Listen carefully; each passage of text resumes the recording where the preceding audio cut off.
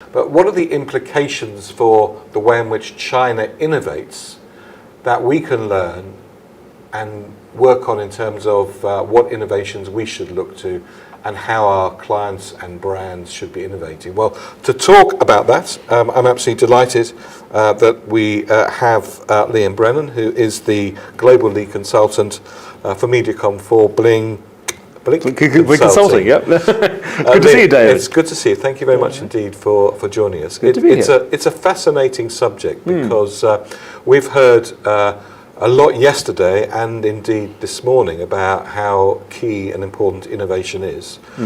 Innovation in the customer offer, innovation in the technology that you use, and innovation in how you compete and communicate with consumers. And especially in the context of 11/11, which is a melting pot for all of this innovation and new things that we're seeing. So we are intrigued, both on, I suppose, the overall hypothesis of how innovation is shifting.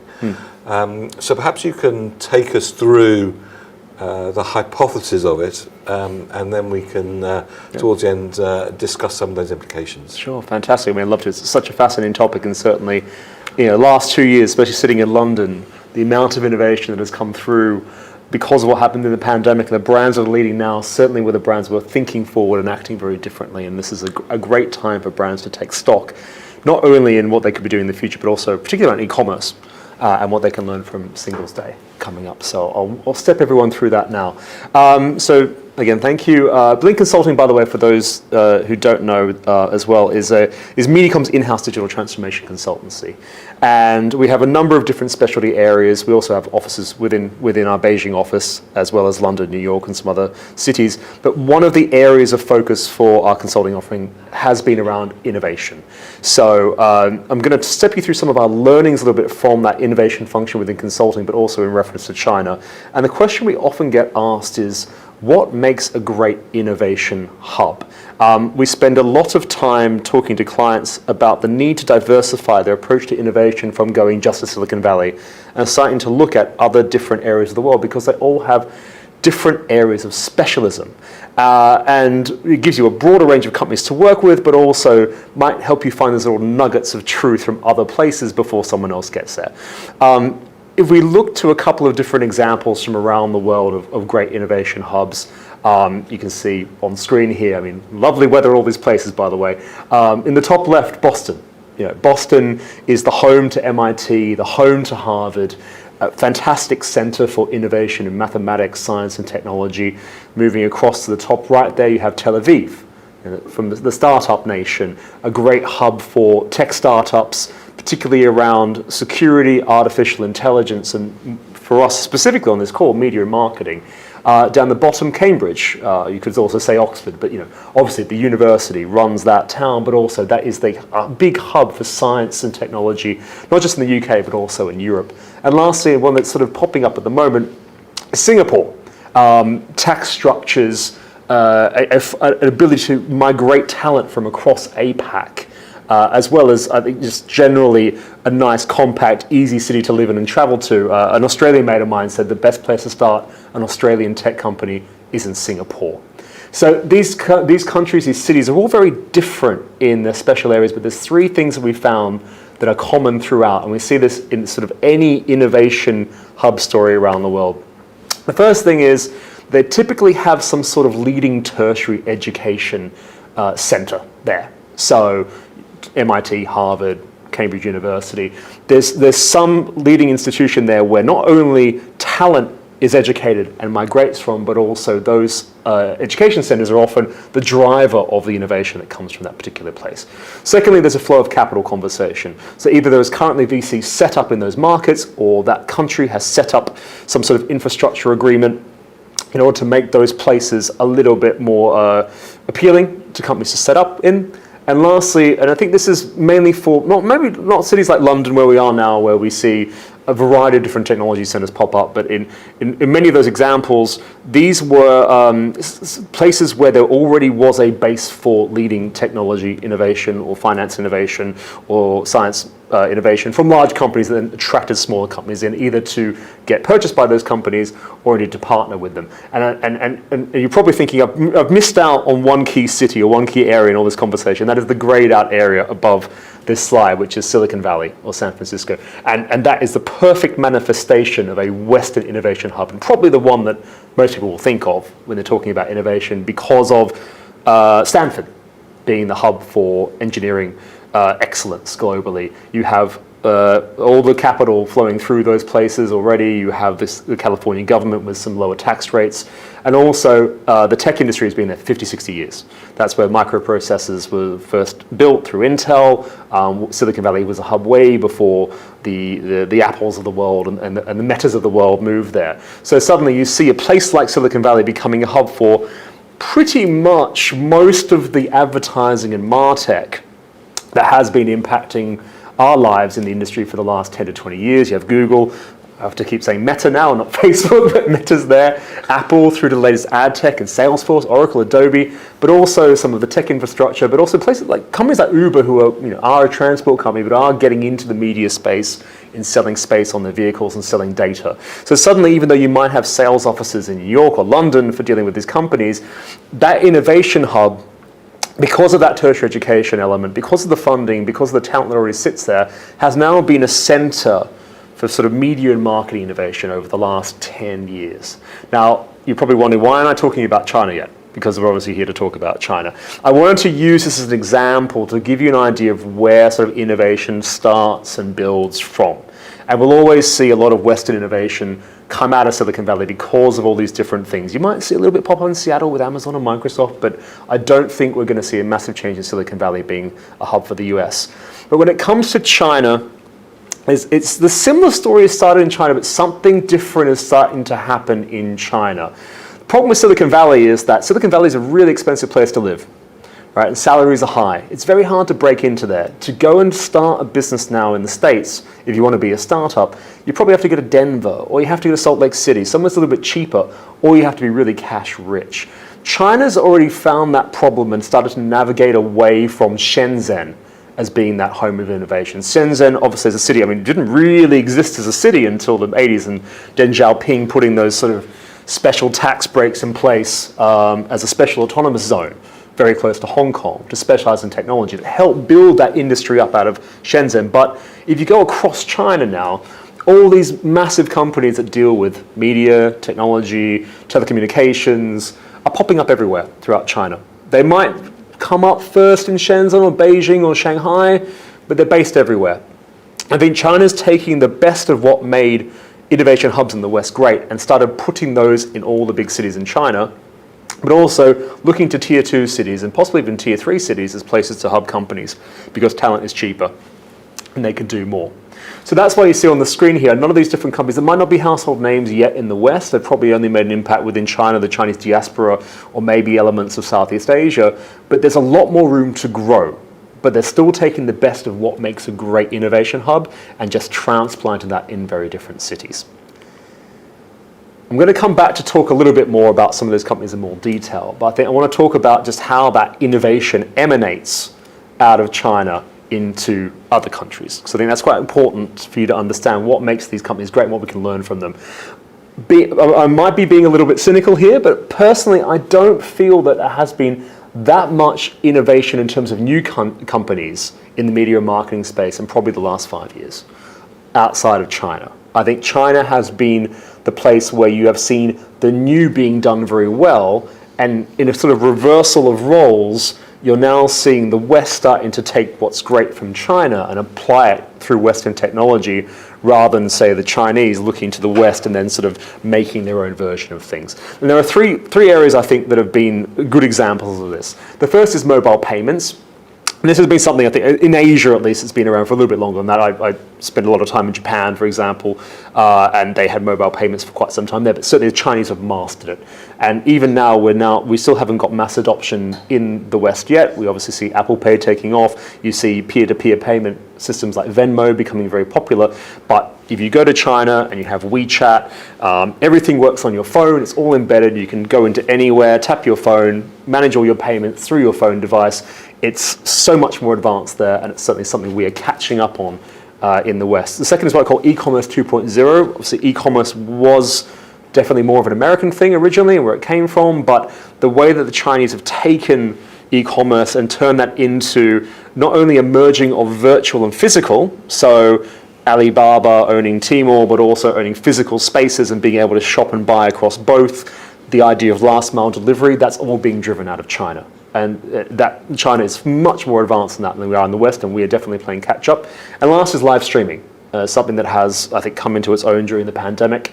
You now see Twitch and Amazon doing a little live streaming, Facebook. It seems to be the big new thing, but in China they've been doing that incredibly well for the last couple of years. And you start to see an evolution of the live streaming product in China around things like shopping and the platforms themselves. And indeed, I'll show another example later on today. Brands in China starting to use live streaming as a way to sell their product. So a lot of these big innovations we've talked about in the West, and we've talked about big platforms driving, they first were seen, or at least were matured in the Chinese market. And certainly China now feels like they're driving that conversation. I can't not mention TikTok when I talk about Chinese innovation. It is, and I don't know if people know this or not, but it has been the most downloaded app in the last 2 years globally. It is, in my mind, going to be the biggest app in the world at some point in the next 12 to 24 months, sort of nipping at Facebook's heels. It doesn't seem to be slowing down in growth, which is just incredible. And I think what's interesting about TikTok is that they've taken some of those big trends that you just saw and really mastered it. And that's why it's cut through. Obviously, the content is fantastic. It's an addictive little app, but they've looked to new trends and sort of built their platform around that. But what I think is really interesting too about TikTok is that it's a new generation of social platform. Every other social platform that exists in the West, and I'm sorry I keep using the term in the West, I should say not in China, but platforms like Facebook and things like that, they weren't really built for the world that we live in now. They've adapted for the world that we live in now. And TikTok's starting a bit from a clean slate. And therefore, when you have a clean slate and you have new trends, they can redesign themselves around that to exploit it, where the others have to fix what's there before they can move forward. Douyin and TikTok are sort of the perfect storm when it comes to these new media opportunities. Firstly, they are mobile first. And I know we look at most of our platforms now and we say, well, these are obviously all working fantastic on mobile, but Facebook was a desktop platform before. Google was a desktop platform. Amazon was a desktop platform. And they work well on mobile now, but it took them quite a while to rejig their whole platform to work on a mobile phone. But it's not just about getting the screen to look in this sort of size rather than this sort of size. It's actually understanding how people use those devices differently. And TikTok, because it is only really a mobile application, they've understood how people use mobile phones differently. They've understood the integration of the camera. They've understood the importance of location, the ability to use your finger to do different effects, and they've designed their platform around how people use a phone. And therefore, it's a really seamless experience on the device that people use the most, not just in terms of having it on them, but also the time they spend there. Secondly, it's about the ecosystem. And this is a really big trend in terms of media marketing at the moment, is around the ecosystems that exist around the Googles of the world, the Amazons of the world, because not only is it an easy way for someone to jump into a new feature or a new platform they're developing, but for a user, it's much simpler to use. You're able to take what you know from one platform, export it to another platform. The platform itself has a very clear red thread of an ID that sits through all the apps you use, so therefore it learns more about you. And you could argue that maybe it's not great for media competition to be putting everything within one big ecosystem, but certainly as someone who uses lots of Apple products, I can tell you that I get much more from my Apple experience by being part of the ecosystem. If I try and attach an Amazon Echo into my Apple world, it just doesn't work. If Apple released something that's very similar that's sort of integrated and had a great experience, it might cost a little bit more, but I think I'd be happy using that device rather than trying to sync all my different things together. And the Chinese marketplace has been a real pioneer in that ecosystem brand kind of approach, because it's much easier to add all these things on, but also as a user, if I've got my Ali ID, my Tencent ID that flows throughout everything I use from those different companies, it's a much better experience for me because the company knows more about me and knows what it wants to show me. And TikTok does that very well, particularly when it comes to things that are developing in that platform like payments. And lastly, and this is I think a really, really interesting one, it's using automation as a driver And AI obviously is a big trend everywhere right now, but TikTok is using AI to not just improve the platform itself and how people use it, but also the content that is shown. And if you've ever played with TikTok or spent some time with TikTok, it's incredibly addictive. And there is more time spent on the platform than TV for that very reason. They've used AI and automation to improve the capabilities of the platform, not just make it easy to find content or optimize the type of things that are shown to you. It's really driving how that platform works. And every other platform that's out there in the West has had to go, how can I take what exists before and then layer AI onto it? TikTok, or ByteDance to be specific, I should say, have gone, how do we make a really great social platform that uses AI to recommend the stuff that people want to watch? And therefore they built this thing that is the most addictive social media platform that's probably ever been made. And so that's why it's very different. China's starting from a very different place here, but also they've got a clean slate to start. I think also when you look at actual innovation structures in China and how things are built, there's another thing that we really need to touch on, and that's the culture of that market. Again, if we look back to all the big tech platforms of the past, there's always this great American entrepreneur story behind it. It's Mark Zuckerberg dropping out of Harvard and making Facebook one night in his dorm room. It's the Google guys having a garage in Silicon Valley and making their computer out of Lego. It's Jeff Bezos giving up that hard job at JP Morgan and then going off to Seattle and then putting a door as his desk and building Amazon. There's something in the American business culture that applauds bootstrapping.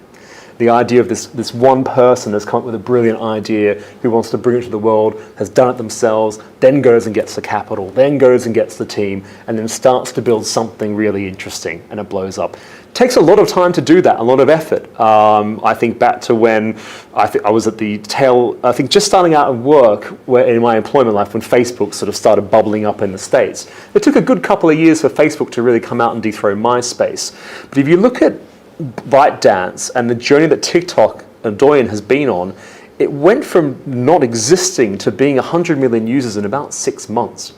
And part of the reason why is that picture on the right there are the ByteDance offices before the launch of Douyin. So rather than it being a case of a couple of people or one person sitting around thinking, how can I make an app? ByteDance were a fully formed company before it came out. They had a couple of local apps that they built, but they knew that they needed the talent and the resources and the funding to build something before going live with it.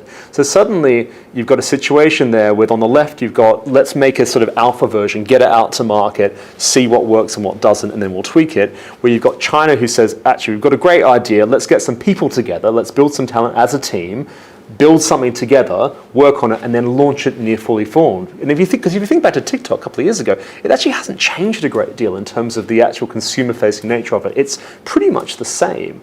They spent a lot of time getting that together before going live with it. And I think that comes from this idea of, let's make the CEO in America the superhero that has done amazing things and hold them up on a pedestal. Whereas in China, it's let's celebrate the team, let's work together to build something differently. And therefore, you're going to start seeing more businesses come out of China where they are fully formed from the get-go. They've learned from the past, they've watched what happens with the competition and said, let's go and construct something differently. Let's get the team together, let's get the funding together, and let's build something. And then let's get it out to market. And then suddenly something comes out of completely nowhere, trumps everything else, and is the dominant platform within under a year. That's just something you wouldn't see happen before in the States when it comes to technology. So I'm conscious we're talking about Singles Day, we're talking about 11/11. I want to bring the conversation back a little bit towards 11/11 and what we can learn from the innovation that happens within 11/11, not just in terms of the executions that happen around it 11/11, but actually how people are acting in China to actually run 11/11 at their various businesses. As an event, it's hard to fathom how something like this could really take off in, say, London or New York. It's just very different culturally. But certainly when I work with a team in China, or indeed we've run a lot of real-time activations or commerce activations, there's a lot of inspiration that you can take from what is going on in China and how these events are activated that we can deploy not just around events such as Black Friday or Boxing Day sales, but actually in our day-to-day work, and also are techniques that can be deployed in actually the way that media and marketing is evolving at the moment.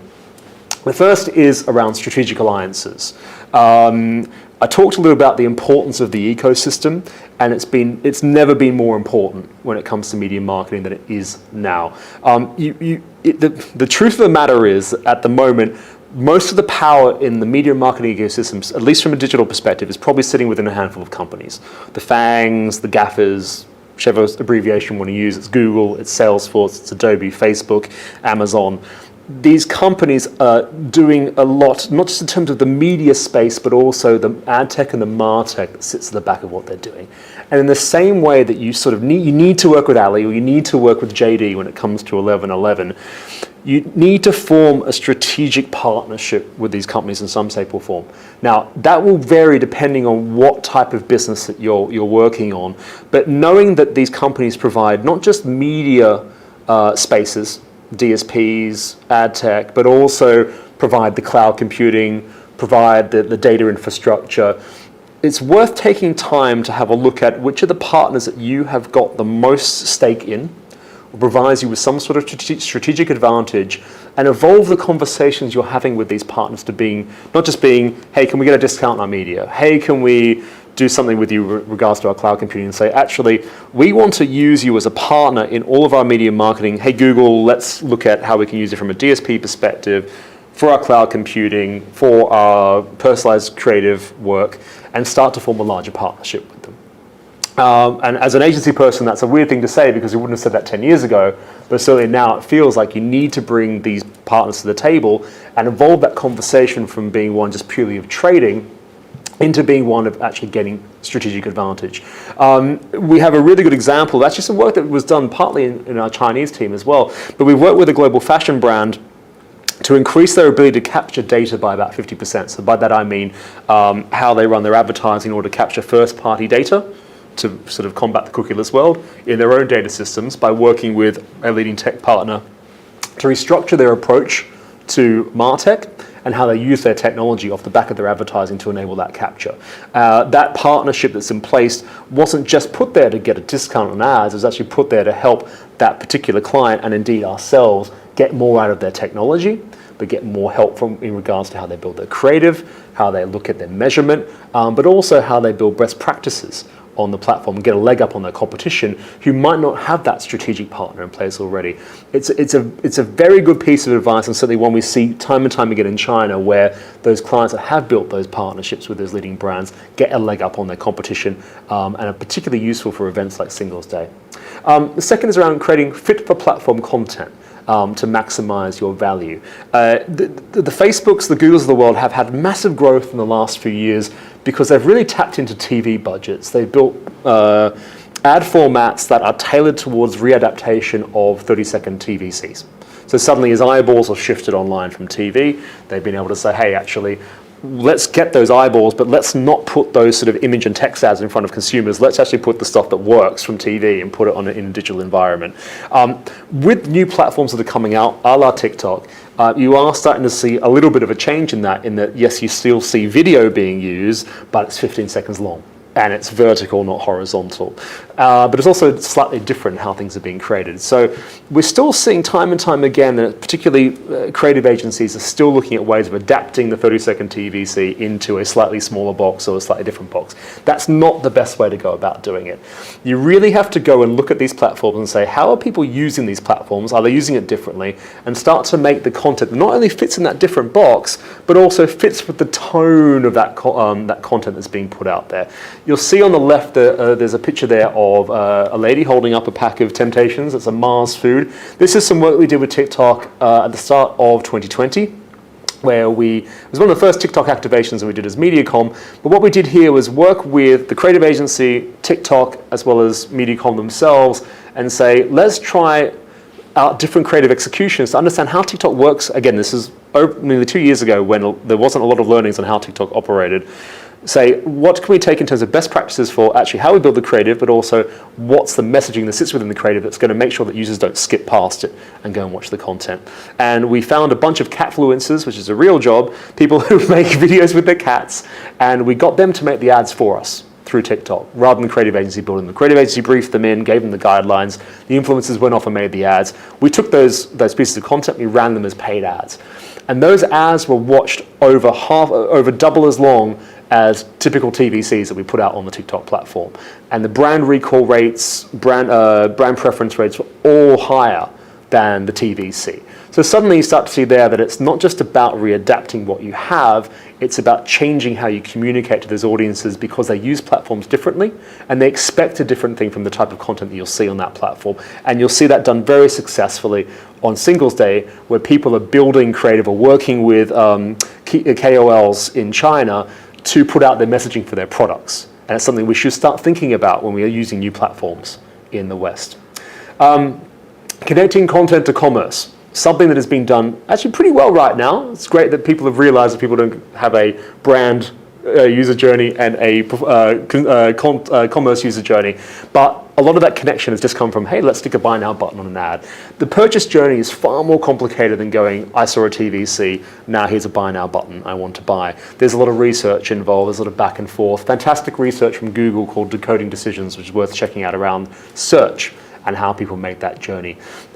The work that's been done in China around purchase journeys is obviously incredibly important on Singles Day because people don't just necessarily go, here's a brand, and I buy it on that day for the first time. They're thinking about that brand for a long time. They've been researching about that brand for a long time. They've probably gone to the website. They've planned out the type of things they want to buy, and they're just waiting for that deal to come along on Singles Day and go and purchase. It's worth brands taking the time out to understand how consumers go on the purchase journey. Obviously, also, online research doesn't mean online purchase. It also could be physical purchase. So spend a bit of time understanding what that journey looks like, the messy middle, the back and forth of research, and then start to plot out how you tap into those different touch points and how you can use your media and messaging to reach people in the right places with the right push to the right destination. We did some work recently with a home ends brand in the UK that used different purchasing signals and put them through an algorithm that allowed us to buy our media very differently depending on how far people were on the journey process, but also likelihood of purchase. And that increased conversions by 27%. So this is where we said if someone's up here and just researching like some basic broadband packages, but someone's actually gone to the site, started plowing through some different deals, they're worth a lot more to us. We'll pay more for that media to reach them. And so we had the algorithm bid up on those people and it moved the media around so that we've got a higher volume of conversions. Really smart way of thinking about how you can understand that purchase journey. Other great thing, of course, in China is the KOL work. Live shopping, using influencers to sell, a big trend at the moment in China. It is coming here. Platforms like Amazon are doing that work now. Interesting space, very much worth researching and checking out. And lastly, before I finalize today, it's about building for a real-time future. Media has gone away from being the big long lunch, doing the big TV deal. It's now about biddable media. Everything is auction-based. Everything is real-time. And you can see on the left there, the live Tmall room during Singles Day, everyone working at computers, looking at the data coming through, optimizing. During the pandemic, we saw a sudden shift from people waiting for weekly results, optimizing against them, to real-time data, changing day to day, what products people wanted, what people were doing. We had to restructure ourselves in such a way that we connected the data, the planning and the creative to the execution, such that we can move in real time and adapt to those signals. That's been done in China for a long time, and particularly around Singles Day. And if you're moving towards a biddable way of operating, you can't have a traditional agency model anymore. You need to think about how you can connect data with all the different functions and make sure teams are working together to deliver an end result. The opportunity, of course, as well there is how you can use automation to not only improve that process in terms of time and team size, but also that ability to find those little truth nuggets that only computers can find that we humans can't. If you're able to connect the data and the messaging and the results together, you can use AI to start to predict what consumers are going to react to in terms of messaging, media placement, but also you can start to take a lot of the grunt work away from your teams that might be sitting there moving things around in Excel. Just get a computer to do it. And that's certainly something that's being done a lot more in China than we are in the West. We're starting to do it here, but it's a really big opportunity to rethink not only how we can improve how we do our planning and buying in media, but also how we can unlock new opportunities through the use of automation. And Dave, I'll just finish with this and move on. I talked about TikTok being that breakthrough Chinese brand in media and marketing, but really, to me, Shine is going to be the first big Chinese brand that has popped up. And I guess it's already big. It is actually the #1 most downloaded shopping app in the world, more than Amazon. In July 2021, it overtook Amazon to be the most downloaded app. It is the most mentioned brand on TikTok. It is the third most mentioned brand on Instagram. And it's the most searched online retailer, even when you take China out of the mix. It's more than ASOS in the UK, starting to catch up with H&M and Zara. But I think what's really interesting about Shine, we talked about TikTok taking the best of innovation opportunity out of China, building themselves differently. Shine are doing live shopping. They're doing live catwalk shows. They're offering gamification in their app. They're taking the best of the Chinese internet experience and starting to adapt that for the West. I don't think I've seen any Chinese brands doing that just yet. But Shine, I never heard of Shine until this year, and suddenly out of nowhere, it's massive. It's absolutely huge. And it's taking a lot of those Chinese innovation principles that I showed you before about collectivism, trialing different things, taking advantage of new technologies, and deploying it into a space that has been, it has exploded during the last 2 years, but has been around for a while, and they've caught their competition napping. And for all of their competition to catch up, they have to make some massive changes to how they operate, how they think about their data infrastructure, how they think about their app and their fulfillment. And that's going to take them years and lots of money to do. And as they do that work, Shine is going to keep getting bigger and bigger and bigger. So I think we'll see more and more companies like Shine emerge in the future as Chinese brands look beyond the billion people that sit within China and start to say, hey, there's another 5 to 6 billion people that we could be marketing to. And we'll see more Shines come up. And for you, if you're working on the brand side, look to brands like this and think, how can I start to deploy some of the learnings from how Chinese brands operate, how Chinese media platforms operate, and start to evolve my brand for a changing behavior that exists through these new digital platforms that are really reshaping how people use the internet, and indeed how people are using media in the future. Well, Liam, that was absolutely fascinating. Thank you very much indeed. We've got a few more minutes left, maybe sort of to crystallise some of those thoughts. I think for me, one of the enduring lessons when you listen to what you say and you observe China is the notion of China speed. China speed is like, I used to say it was 10 times faster than anywhere else. I think now it's about 30 times faster than anywhere else. What is it that organisations need to be able to do? You talked a little bit about how during the pandemic we learned that we needed to structure things in a different way. But what do people need to do in order to be able to work at, develop at, innovate at, and implement at the speed that China's doing at the moment? It's a very good question. It's an odd answer, but actually say go slow. At least initially, go slow. The last 2 years, my experience the last 2 years, often been trying to fix problems that have been existing for 2 years prior, and going back and fixing those problems before someone can move forward. So everyone would say, hey, we know we need to be doing more of an e-commerce shift here. We need to be putting more money towards digital to drive online. But there were so many things that had to be fixed first and sort of understand the role of online platforms within the wider story before they could move forward.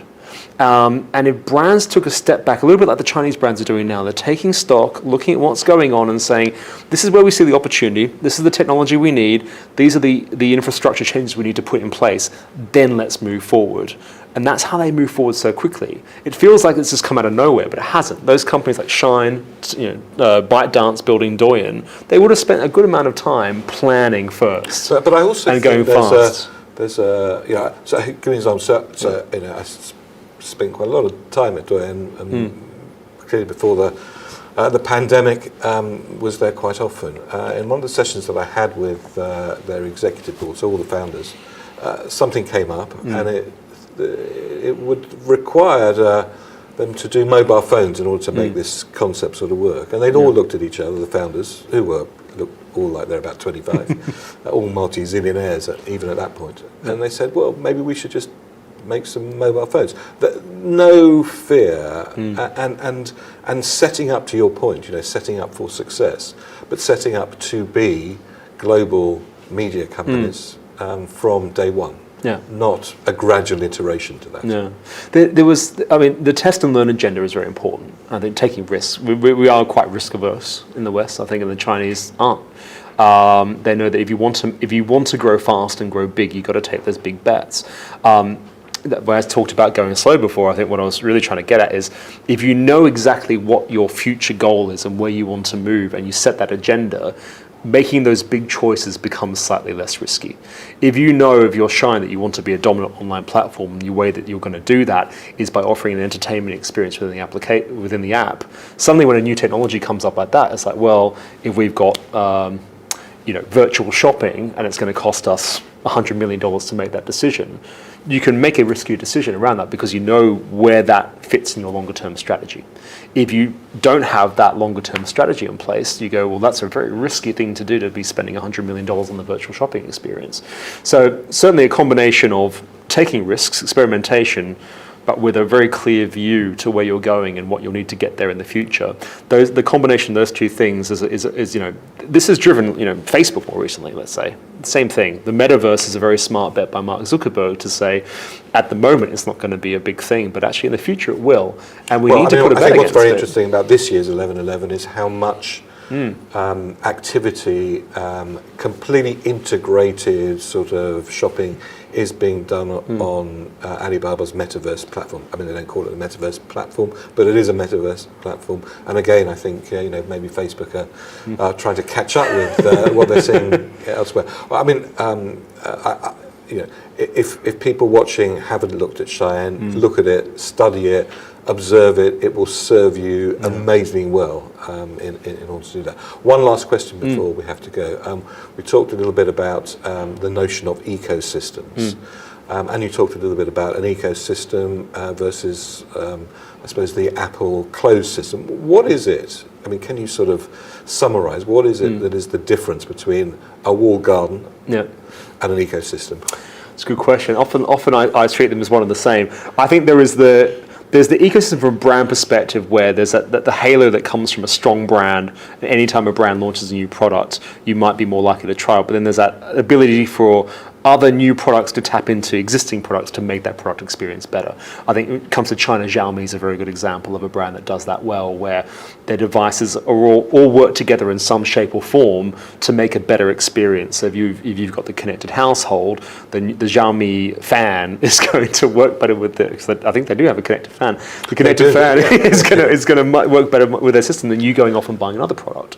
So suddenly you've bought into that ecosystem for the long term, and you're more likely to buy their products, but also you're probably more likely to have a positive view of what they're doing. I think when it comes to media and marketing, you have added elements when it comes to the IDs that's behind. So my Google login powers every Google device platform they own. It makes that experience better, but also for Google, it makes their advertising platform better because they know more about me. They have a single login ID about me. And they can reach me with ads. It's a walled garden in that other things can't penetrate that walled garden, but it's also an ecosystem in that I've bought into everything that Google does, and therefore the more they know about me, the better my experience is as a Google customer, but also for an advertiser, the better the ability to be able to reach me, but also predict what I might be doing in the future to start developing either products or strategies that can reach me in the future. Well, Liam, we could carry on for a long time. Unfortunately, we are almost out of time. I think what's probably most instructive is, and plays, I think, back to all you've said and the notion of China speed, is that we probably wouldn't have been having this discussion 7 or 8 years ago about China. We are now. We all need to be students of what is going on, especially in the areas that we operate in terms of brand and marketing. But for the moment, Liam Brennan, thank you very much indeed. The Global Lead Consultant for MediaCom Blink. It's been an absolute pleasure. Thank you very much indeed for joining us. Cheers, pleasure.